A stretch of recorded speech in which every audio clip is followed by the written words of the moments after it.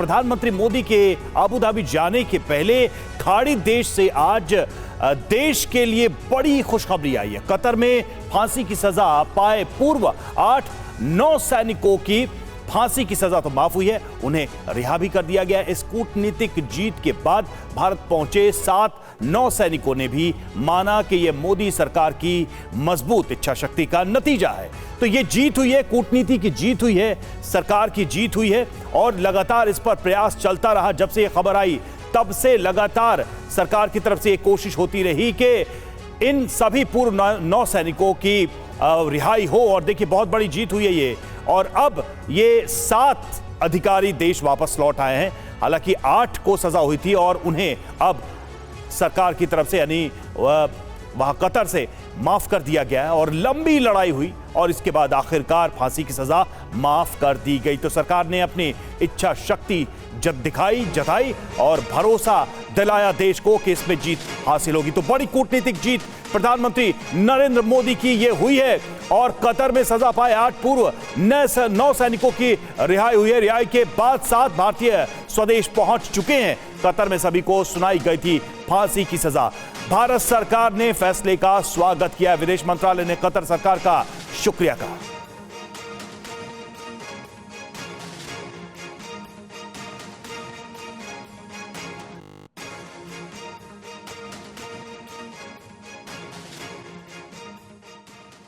यहाँ पे वाकई बहुत खुशी हो रही है कि वापस इंडिया पहुँच गए हम सेफ एंड साउंड। और definitely honourable prime minister Shri Modi को धन्यवाद करना चाहेंगे कि उनके पर्सनल इंटरवेंशन से ये पॉसिबल हुआ और गवर्नमेंट ऑफ कतार के हिज एक्सेलेंसी द अमीर को कि उन्होंने ये होने दिया। Without the intervention of Prime Minister Modi, it wouldn't be। आज हम आपके सामने खड़े नहीं हो रहे होते अगर इंटरवेंशन नहीं होता at that level, highest level. And specially government of India, उनके अथक प्रयास से कि वो कंसिस्टेंटली लगे रहे and we are there in front of you. Very thankful to the government and prime minister Modi कि हम लोग बाहर आ सके और वापस अपने कंट्री में आ सके। Thank you so much. वाले दिन का हम बहुत दिनों से वेट कर रहे थे और प्राइम मिनिस्टर मोदी और उनका पर्सनल इंटरवेंशन, उनका इंटरेक्शन, और एक और मौका लेना चाहता हूं कि थैंक करूंगा अमीर को कतर के, जिनके उनके इंटरेक्शन के कारण आज हम यहां खड़े हैं, जिस दिन का हमें बहुत बेसब्री से इंतजार था। हमारे साथ हमारे संवाददाता मनीष झा इस वक्त जुड़े हुए हैं, सीधे चलेंगे उनके पास। मनीष, ऐसा लगा था कि ये इतनी बड़ी मुश्किल है भारत के सामने, भारत सरकार के सामने, जब ये कतर सरकार का फैसला आया था, लेकिन आज सभी रिहा हुए हैं, अपने देश लौट गए हैं। ये संभव कैसे हुआ? इतनी बड़ी कूटनीतिक जीत मोदी सरकार की कैसे संभव? बिल्कुल रवि, देखिए 26 अक्टूबर को जब ये खबर आई थी कि इन 8 पूर्व नौसेना के अधिकारियों को फांसी की सजा दी गई है, तो उस समय पूरे देश के लिए एक सदमा जैसा था। लेकिन फिर विदेश मंत्रालय ने बताया कि जो कतर की अदालत ने इनको सजा दी है उसके डॉक्यूमेंट्स तक शेयर नहीं किए गए थे और उसके बाद से फिर विदेश मंत्रालय ने इस केस को अपने हाथ में लिया।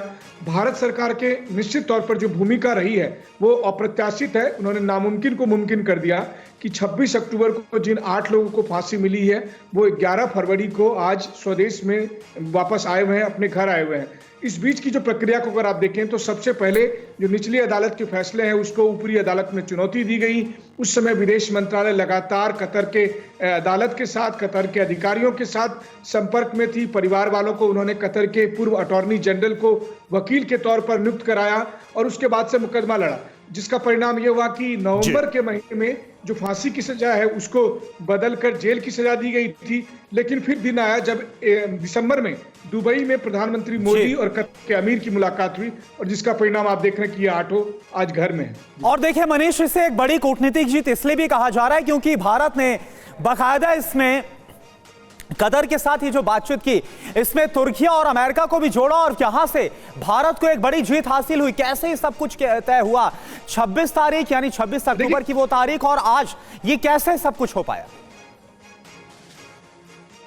बिल्कुल, देखिए इसमें कोई दो राय नहीं है कि शुरुआत में कतर का जो व्यवहार था वो बहुत ही हॉस्टाइल सा था। कम से कम अक्टूबर के महीने तक जो स्थिति थी जिसके आधार पर इन 8 भारतीय नागरिकों को बेवजह जासूसी का आरोप में कि वो इजराइल के लिए जासूसी करते हैं एक प्राइवेट कंपनी के लिए, और इसके आरोप में इनको फांसी की सजा दी गई थी। लेकिन फिर भारत ने कतर के साथ कूटनीतिक तौर पर इंगेज किया, उसमें अमेरिका जैसे देश का भी सहयोग लिया, और उसके बाद फिर कतर की सरकार को कॉन्फिडेंस में लेने के बाद आखिरी जो आप कहें जो मील का पत्थर साबित हुआ, जब दुबई में प्रधानमंत्री मोदी ने खुद कतर के अमीर से बात की थी, और उसके बाद ये लगने लगा था कि दिन दूर नहीं जब इन 8 भारतीय नागरिकों के लिए राहत की खबर आएगी। लेकिन इतनी जल्दी आएगी ये तो मुझे लगता है किसी ने भी नहीं सोचा था, ना उनके परिवार वालों ने सोचा था, ना उनके वकील ने सोचा था। लेकिन निश्चित तौर पर प्रधानमंत्री मोदी की आप कहें कि ये कूटनीति बहुत बड़ी जीत है, और साथ ही विदेश मंत्रालय ने जिस तरह बिल्कुल मनीष, तो अंतर्राष्ट्रीय स्तर पर भारत की जो धाक है, भारत की जो साख है, आखिर उसका नतीजा है कि किस तरह से सभी जो 8 भारतीय पूर्व नौसैनिक हैं उनकी रिहाई संभव हो पाई। बहुत बहुत शुक्रिया आपका मनीष इस पूरी जानकारी के लिए। बिल्कुल, तो देखिए मोदी सरकार की ये बड़ी जीत है। पूरा मामला क्या है एक बार जल्दी से आपको ये समझाने की कोशिश करते हैं, बिग बॉल के माध्यम से एक बार नजर डालते हैं अब तक की जो बड़ी जीत हुई है उसके पीछे की पूरी कहानी क्या है, पूरा मामला क्या है। सबसे पहले ये देखिए, भारतीय नौसेना के 8 पूर्व ऑफिसर निजी कंपनी में काम कर रहे थे, सेवाएं दे रहे थे अपनी, और कतर की डिफेंस कंपनी में वो काम करते थे। वहां के नौसैनिकों को वो ट्रेनिंग देते थे। जिन 8 पूर्व नौसैनिक अधिकारियों की हम बात कर रहे हैं, जासूसी के आरोप लगे उन पर, और इन 8 भारतीयों को अगस्त 2022 में गिरफ्तार कर लिया गया। इनके ऊपर जासूसी का आरोप, और फिर उसके बाद हुई गिरफ्तारी। तो कतर की खुफिया एजेंसी बिना कुछ बताए ही इन्हें हिरासत में एजेंसी ने ले लिया, इन्हें पकड़ लिया, और इनके ऊपर फिर मामला चलाया गया। मार्च 2023 में सभी 8 भारतीयों पर जासूसी के केस में आरोप भी तय कर दिए गए। स्पाइंग के केस में इन पर आरोप तय कर दिए गए, और 26 अक्टूबर को नेवी के सभी यानी इन 8 अफसरों को अदालत ने मौत की सजा सुना दी। वो खबर जब भारत पहुंची तो सभी परेशान हो गए। मोदी सरकार ने परिवार की पूरी मदद की और अपील भी दायर की। इस पूरे मामले में सरकार का अपना पक्ष भी यानी भारत का अपना पक्ष रखा। और देखिए, COP28 में पीएम मोदी और कतर के अमीर शेख तमीम से बात हुई, उनसे चर्चा हुई इस पूरे विषय पर, इन 8 भारतीयों को लेकर। दिसंबर 2023 में पीएम मोदी और अमीर शेख तमीम में वार्ता हुई, चर्चा हुई, और लगातार सरकार की तरफ से इस पर कतर पर दबाव बनाने की कोशिश की गई। मोदी सरकार के हस्तक्षेप के बाद कतर ने पूर्व सैनिकों की सजा कम कर दी, और आज देखिए, आज ये रिहाई संभव हो पाई है, और पूरे देश में इस बात को लेकर खुशी भी है, पूरा देश इसको लेकर आश्वस्त भी है। और अब चलिए हम अपनी खबर की तरफ बढ़ते हैं। देखिए, संयुक्त किसान मोर्चा के दिल्ली कूच से पहले बॉर्डर सील कर दिया गया है। दिल्ली से सटे हरियाणा और पंजाब बॉर्डर पर सख्ती है। सिंघू बॉर्डर, टिकरी बॉर्डर पर सीमेंट के बैरिकेड्स लगाए गए हैं, और इसके अलावा शंभू बॉर्डर, फतेहाबाद में बैरिकेड्स लगाए गए हैं, लोहे की कील लगाई गई है। हरियाणा के 7 जिलों में इंटरनेट, बल्कि SMS पर रोक लगा दी गई। संयुक्त किसान मोर्चा के 13 फरवरी को दिल्ली कूच से पहले सभी बॉर्डर सील कर दिए गए हैं। किसान आंदोलन को देखते हुए पंजाब और हरियाणा के बॉर्डर के अलावा देश की राजधानी दिल्ली के बॉर्डर वाले इलाकों को छावनी में तब्दील कर दिया गया है। सिंधु और टिकरी बॉर्डर पर भी सीमेंट के बैरिकेड लगा दिए गए हैं। गाजीपुर बॉर्डर, टिकरी बॉर्डर, सिंघू बॉर्डर, तमाम बॉर्डर्स पर सुरक्षा व्यवस्था कड़ी की जा रही है। 13 फरवरी को अगर किसान किसी भी तरह से दिल्ली में आने की कोशिश करते हैं तो उनके लिए रोकने के लिए पर्याप्त कदम भी उठाए जाएंगे। सोशल मीडिया पर भी पुलिस जो है पैनी नज़र रख रही है, अफवाहों पर ध्यान न दें, इसकी अपील जो है वो पुलिस ने लोगों से की है। सूत्रों के मुताबिक इंटेलिजेंस रिपोर्ट में बताया गया है कि दिल्ली के बॉर्डर्स पर करीब 15 से 20 हज़ार किसान पहुंच सकते हैं। 2000 से 2500 ट्रैक्टर ट्रॉली से किसान जो है वो दिल्ली के बॉर्डर्स पर पहुंच सकते हैं। इसके अलावा सूत्रों के मुताबिक बताया जा रहा है कि किसान दिल्ली में प्रवेश करने की कोशिश कर सकते हैं, और प्रधानमंत्री आवास, गृह मंत्री आवास और साथ ही बीजेपी के बड़े नेताओं के घरों के बाहर इकट्ठे होने की भी कोशिश कर सकते हैं। पंजाब से आने वाले किसानों को रोकने के लिए अंबाला के शंभू बॉर्डर और फतेहाबाद में बैरिकेड्स लगाए गए हैं। हरियाणा के 7 जिलों में सुबह 6 बजे से मोबाइल, इंटरनेट, डोंगल और बल्क SMS बंद कर दिए गए हैं। ये रोक अंबाला, हिसार, कुरुक्षेत्र, कैथल, जींद, फतेहाबाद और डबवाली समेत सिरसा जिले में रहेगी।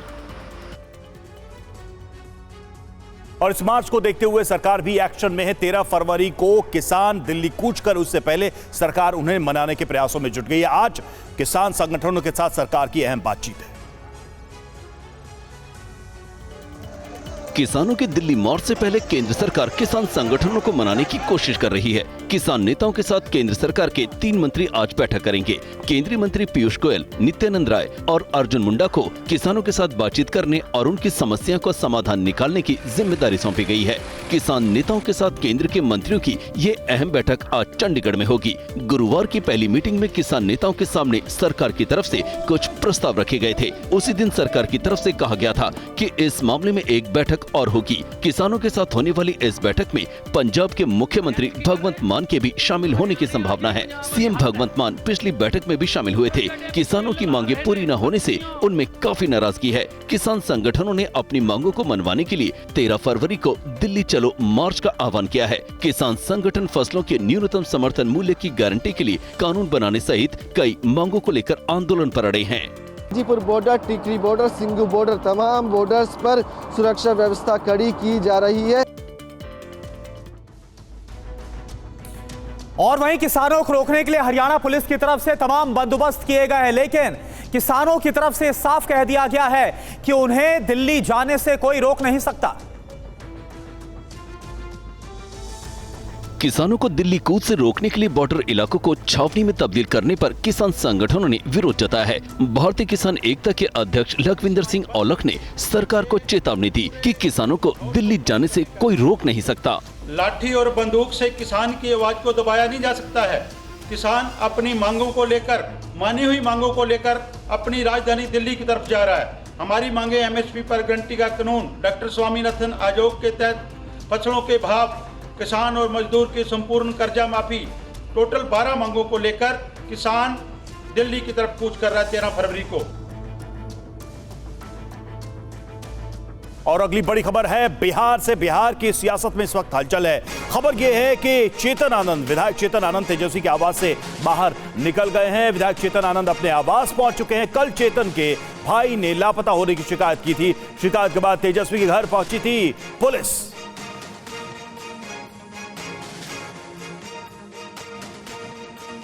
तो चेतन आनंद को लेकर पुलिस भी हरकत में आई थी, तेजस्वी के घर पहुंची थी, क्योंकि तेजस्वी के घर में होने की शिकायत की गई थी। हालांकि अब देखिए खबर ये आ रही है कि तेजस्वी के घर से चेतन आनंद निकल चुके हैं।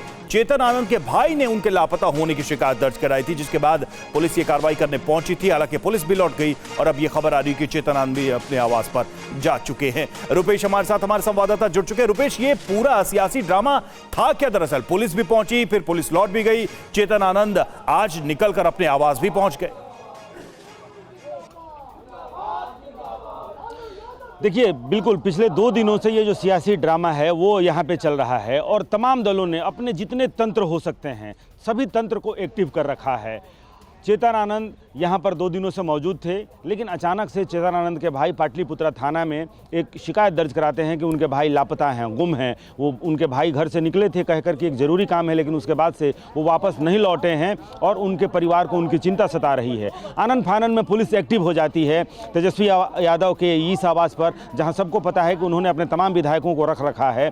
और चेतन आनंद का एक विजुअल भी बाहर आया था जिसमें वो तेजस्वी यादव के बगल में बैठकर गिटार जो बज रहा है उसका मजा भी ले रहे हैं। लेकिन अंदर पुलिस जाती है, चेतन आनंद से बात करती है। चेतन आनंद ये कहते हैं कि वो अपनी मर्जी से यहाँ हैं, लेकिन फिर अहले सुबह जो प्रशासन के सूत्र हैं उन्होंने ये कंफर्म किया है कि अहले सुबह चेतन आनंद अपने घर यहाँ से चले गए हैं, उनको यहाँ से जाने भी दिया गया। लेकिन दूसरी तरफ आप देखें कि जैसे ही ये खबर जेडीयू के विधायक दल की बैठक होती है और वहां 5 विधायक नहीं पहुंचते हैं, उसके बाद से नीतीश कुमार और उनके खेमे की नींद उड़ जाती है और तमाम तंत्र सक्रिय हो जाते हैं। अभी डॉक्टर संजीव जो लगातार बैठकों से नदारद थे और कुछ उन्होंने इसके पहले भी अपनी नाराजगी जाहिर की थी, उनको नवादा, बिहार और झारखंड देखिए फ्लोर टेस्ट है, उसके पहले ये तमाम खींचतान इस वक्त बिहार में। शुक्रिया आपका रुपेश हमसे जुड़ने के लिए। और देखिए बीजेपी ने राज्यसभा चुनाव के लिए अपने 14 उम्मीदवारों के नाम का ऐलान कर दिया है। राज्यसभा उम्मीदवारों की लिस्ट में सुशील मोदी, जीतन राम मांझी के नाम नहीं है।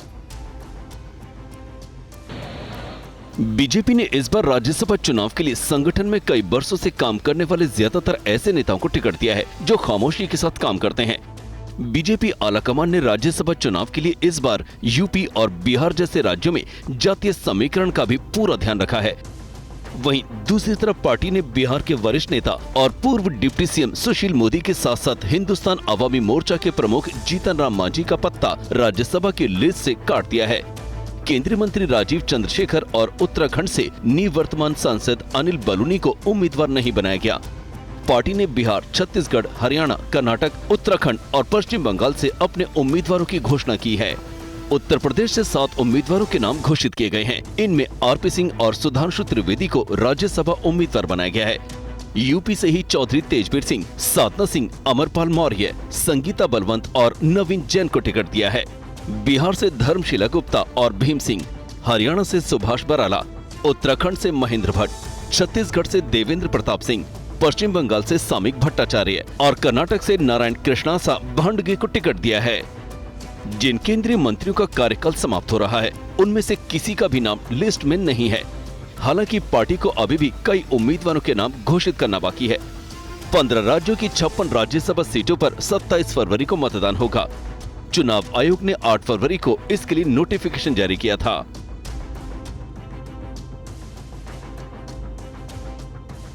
और वहीं राज्यसभा चुनाव के लिए पश्चिम बंगाल की मुख्यमंत्री ममता बनर्जी ने भी अपना दांव खेल दिया है। टीएमसी ने दरअसल पश्चिम बंगाल की 4 राज्यसभा सीटों के लिए अपने उम्मीदवारों का ऐलान कर दिया है। इंडिया गठबंधन को ममता बनर्जी ने एक और झटका दे दिया। ममता बनर्जी की पार्टी टीएमसी ने पश्चिम बंगाल से राज्यसभा की 4 सीटों पर अपने उम्मीदवारों के नाम की घोषणा कर दी। पार्टी ने कांग्रेस नेता और वरिष्ठ अधिवक्ता अभिषेक मनु सिंघवी के लिए कोई रियायत नहीं बरती।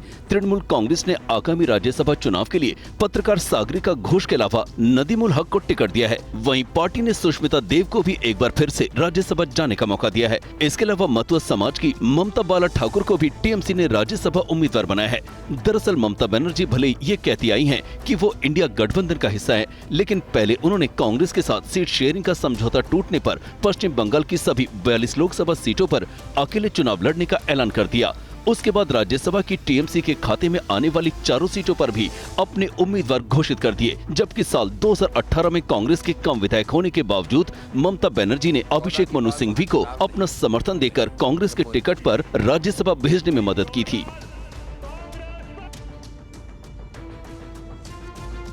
इधर पश्चिम बंगाल में बीजेपी महिला मोर्चा की कार्यकर्ताओं ने पुलिस थाने के सामने जमकर धरना प्रदर्शन किया और सीएम ममता बनर्जी के इस्तीफे की मांग की। विरोध प्रदर्शन की ये तस्वीरें मुर्शिदाबाद की हैं, जहां बीजेपी कार्यकर्ताओं ने बहरामपुर पुलिस स्टेशन का घेराव किया। बीजेपी महिला मोर्चा का आरोप था कि संदेश खाली में टीएमसी नेता महिलाओं का शोषण कर रहे हैं, लेकिन ममता सरकार सबको चुपचाप देख रही है। बीजेपी का आरोप है कि टीएमसी नेता महिलाओं की जमीन पर कब्जा कर रहे हैं, लेकिन ममता सरकार उनके खिलाफ कोई एक्शन नहीं लेती। महिला का बलात्कार, महिला का श्लीलता हानि हुआ है, इसीलिए बहरमपुर पुलिस स्टेशन में डेपुटेशन देने के लिए आई है। और हल्द्वानी हिंसा मामले में पुलिस लगातार एक्शन में है। इस मामले में अभी तक 30 उपद्रवियों की गिरफ्तारी हो चुकी है। हल्द्वानी हिंसा के मामले में पुलिस ताबड़तोड़ छापेमारी कर रही है और उपद्रवियों के ठिकानों पर लगातार दबिश दे रही है। इस मामले में पिछले 24 घंटे में 25 और उपद्रवियों को गिरफ्तार किया जा चुका है। पुलिस ने गिरफ्तार किए गए आरोपियों के कब्जे से बड़ी संख्या में अवैध हथियार और जिंदा कारतूस भी बरामद किए हैं।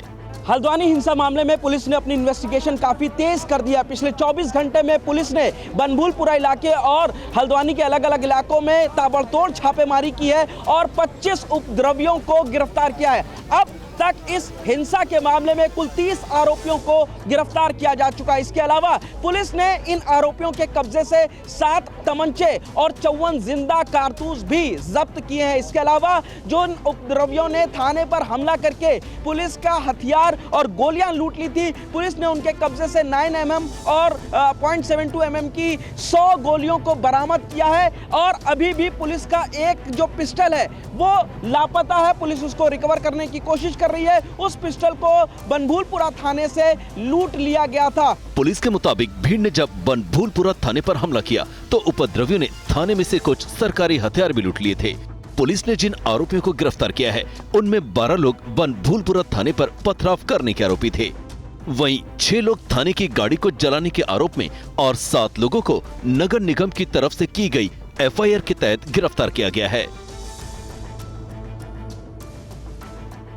बात महाराष्ट्र की सियासत की। भतीजे अजित पवार को एनसीपी की कमान मिलने के बाद पहली बार चाचा शरद पवार ने चुप्पी तोड़ी है। उन्होंने पूरे मामले के लिए भतीजे की बजाय चुनाव आयोग को जिम्मेदार ठहराया।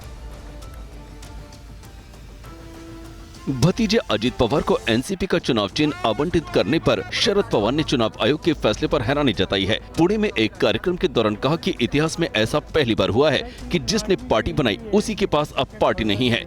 चुनाव आयोग ने हमारी पार्टी हमसे छीन ली और उसे दूसरों को दे दी। जिन्होंने एनसीपी की स्थापना की, उसको बनाने के लिए मेहनत की, आज उनसे ही पार्टी को छीन लिया गया। मुझे पूरा भरोसा है कि चुनाव आयोग के फैसले को जनता न तो स्वीकार करेगी और न ही उसका समर्थन करेगी। चुनाव आयोग ने 6 फरवरी को अजित गुट को एनसीपी का नाम और चुनाव चिन्ह दे दिया था। और हल्द्वानी हिंसा मामले को लेकर सियासत भी तेज हो गई है। समाजवादी पार्टी नेता एसटी हसन ने इस पर विवादित बयान दिया है। यूपी के मुरादाबाद से समाजवादी पार्टी के नेता और सांसद डॉक्टर एसटी हसन एक बार फिर अपने बयानों को लेकर चर्चा में हैं। हल्द्वानी में बुलडोजर एक्शन के बाद उपद्रवियों ने जो पथराव किया, उस पर एसटी हसन के विवादित बयान के बाद सियासी पारा गर्म हो गया है। उत्तराखंड के अंदर अब से नहीं 6 महीने से छोटी छोटी ऐसी चीजें हो रही थी जिससे कि लोगों में रोष था। मज़ारात को डिमोलिश किया जा रहा था, दरगाहों को तोड़ा जा रहा था, ये कह के कि जंगल में है 200-200 साल पुराने मज़ारों को तोड़ दिया। दंगा अचानक ही नहीं होता है। जब सब चीज़ें इकट्ठी हो जाती हैं, जब पाप का घड़ा भर जाता है तो विलास तो हो ही जाता है। दंगा होना नहीं चाहिए। हम तो यही चाहते हैं कि शांति रहे और कानून के हिसाब से अपनी बात कही जाए और कानून को हर किसी के साथ इंसाफ करना चाहिए। हल्द्वानी हिंसा पर एसटी हसन के इस बयान के बाद कई संगठनों ने कड़ा ऐतराज जताया है। एसटी हसन के इस बयान से एक दिन पहले ही हल्द्वानी हिंसा पर बरेली में मौलाना तौकीर रजा ने भी आपत्तिजनक बयान दिया था। तौकीर रजा ने हिंसा के लिए हिंदू संगठनों को जिम्मेदार ठहराया था। तौकीर रजा ने दोबारा धरना प्रदर्शन करने की धमकी भी दे डाली थी। हल्द्वानी हिंसा को लेकर शांति की अपील की बजाय कई नेता और धर्मगुरु अपनी सियासी मजबूरियों के चलते ऐसे बयान दे रहे हैं जो काफी भड़काऊ है। इस बीच सीसीटीवी और अन्य साक्ष्यों के आधार पर आरोपियों की गिरफ्तारी जारी है। पुलिस और खुफिया एजेंसियों के रडार पर इस मामले में कई संदिग्ध लोग आ चुके हैं। भारत की बड़ी कूटनीतिक जीत। कतर की जेल से रिहा किए गए 8 पूर्व नौसैनिक 7 लौटे भारत। कतर से 8 भारतीय नागरिकों की रिहाई का भारत सरकार ने स्वागत किया। विदेश मंत्रालय ने भारतीयों की रिहाई पर जताई खुशी। रिहाई के बाद कतर से दिल्ली पहुंचे नौसेना के पूर्व कर्मी भारत लौटने पर जताई खुशी। रिहाई पर पीएम मोदी को धन्यवाद दिया। बिहार में आज नीतीश कुमार की अग्नि परीक्षा। आज सदन में बहुमत साबित करेंगे CM Nitish Kumar. Floor test से पहले बिहार में सियासी हलचल तेज। जेडीयू की मीटिंग से 5 विधायक गायब। मोबाइल फोन भी जा रहे थे स्विच ऑफ। आरजेडी का दावा, खेल नीतीश ने शुरू किया लेकिन खत्म हम करेंगे। हालांकि नीतीश का पलड़ा भारी। बीती रात तेजस्वी के घर पर हाई वोल्टेज ड्रामा हुआ। एमएलए चेतन आनंद के लापता होने पर शिकायत की गई पुलिस को। बातचीत के बाद हुई है वापस। नीतीश कुमार पर आरजेडी ने ट्वीट करके निशाना साधा। कहा, सरकार जाने के डर से पुलिस ने तेजस्वी के घर की घेराबंदी की। बोले, हम डरने और झुकने वाले नहीं। देर रात तेजस्वी यादव के आवास से निकले कांग्रेस विधायक। पटना के होटल में कांग्रेस विधायकों ने स्टे किया। फ्लोर टेस्ट से पहले बिहार में जेडीयू को झटका लगा। विधायक संजीव सिंह, सुदर्शन मनोज यादव और दिलीप राय लापता। फ्लोर टेस्ट से पहले आज जेडीयू के विधायक दल की बैठक हुई। विजय चौधरी बोले, 2-3 विधायक बैठक में नहीं आए, हमारे पास पूर्ण बहुमत है। जेडीयू की बैठक में पहुंचे 39 एमएलए। विधायक दल की बैठक में 6 विधायक नहीं हुए शामिल। गया से बीजेपी विधायक पटना में डिप्टी सीएम विजय सिन्हा के आवास पर पहुंचे। बीजेपी ने राज्यसभा उम्मीदवारों का ऐलान किया। 14 प्रत्याशी राज्यसभा भेजे जाएंगे। सुधांशु त्रिवेदी को दोबारा से मिला मौका। यूपी से बीजेपी के राज्यसभा उम्मीदवार सुधांशु त्रिवेदी, आरपीएन सिंह, नवीन जैन चौधरी, तेजवीर सिंह और साधना सिंह को राज्यसभा का टिकट मिला। हरियाणा से सुभाष बराला बने राज्यसभा के उम्मीदवार। बिहार से धर्मशिला गुप्ता, भीम सिंह और छत्तीसगढ़ से देवेंद्र सिंह बने राज्यसभा उम्मीदवार। बीजेपी ने अनिल बलूनी और सुशील मोदी का काटा टिकट, डॉक्टर अनिल जैन को भी नहीं मिला मौका। राज्यसभा टिकट नहीं मिलने पर सुशील मोदी का बयान, कहा पार्टी ने 33 साल लगातार देश के चारों सदनों में भेजा, मैं पार्टी का सदैव आभारी रहूंगा। यूपी से 10वीं सीट पर बीजेपी विधायकों की वोटिंग अहम है। सोर्सेस के मुताबिक 10वीं सीट पर एसपी के कम पड़ सकते हैं वोट। बीजेपी विधायकों के सेकंड प्रेफरेंस वोट निर्णायक हैं। 2 सीट पर एसपी राज्यसभा भेज सकती है उम्मीदवार। वहीं बीजेपी ने आरएलडी को 1 सीट देने का वादा किया। पाकिस्तान में आधिकारिक रूप से सभी चुनाव परिणाम अभी नहीं हुए हैं घोषित। इमरान की पार्टी पीटीआई समर्थित उम्मीदवारों ने 104 सीटों पर दर्ज की है जीत।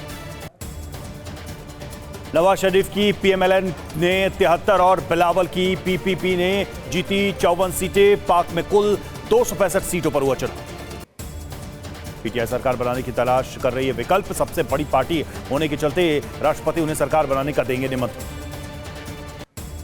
पाकिस्तान में नई सरकार बनने के लिए पीएमएलएन और पीपीपी के नेताओं के बीच बातचीत जारी है। नई सरकार के गठन और पोर्टफोलियो को लेकर हो रही है चर्चा। पाकिस्तान में सड़क पर उतरे पीटीआई कार्यकर्ता, चुनाव में धांधली के खिलाफ किया प्रदर्शन। सुरक्षा बलों ने कार्यकर्ताओं को गिरफ्तार किया। पीटीआई ने मुख्य चुनाव आयुक्त सिकंदर सुल्तान राजा को तुरंत हटाने की मांग की। चुनाव आयोग पर धांधली का आरोप लगाया। इमरान खान की पार्टी पीटीआई की वेबसाइट बैन। वेबसाइट पर चुनाव में धांधली के वीडियो किए गए थे शेयर। पाकिस्तान रावलपिंडी में इमरान समर्थकों पर फायरिंग। प्रदर्शन के दौरान इमरान समर्थकों पर पुलिस ने की फायरिंग। नवाज शरीफ को हराने वाले निर्दलीय प्रत्याशी का बड़ा बयान। शहजाद खान का दावा, चुनाव नतीजों को रोका गया। कल दिल्ली कूच की तैयारी में किसान बड़ी तादाद में दिल्ली बॉर्डर में शामिल हो सकते हैं। किसान 15,000 से 20,000 किसान हो सकते हैं शामिल।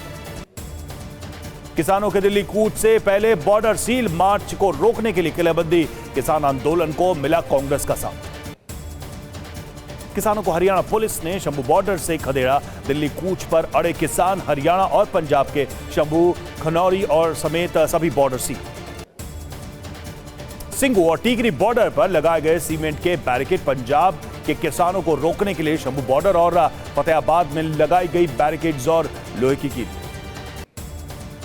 हरियाणा के 7 जिलों में सुबह 6 बजे से मोबाइल, इंटरनेट, डोंगल और बल्क एसएमएस सेवा बंद। फतेहाबाद और जींद समेत 12 जिलों में धारा 144 लागू। किसानों को मनाने में जुटा केंद्र। दिल्ली चलो मार्च से पहले किसान नेताओं के साथ बैठक करेंगे 3 केंद्रीय मंत्री। 13 फरवरी के लिए दिल्ली पुलिस ने जारी की एडवाइजरी। कई इलाकों में धारा 144 लागू। ट्रैक्टर ट्रॉली के प्रवेश पर प्रतिबंध। किसानों के कूच को लेकर चंडीगढ़ में भी लगाई गई धारा 144। हरियाणा से सटे बॉर्डर पर भी धारा 144 लागू।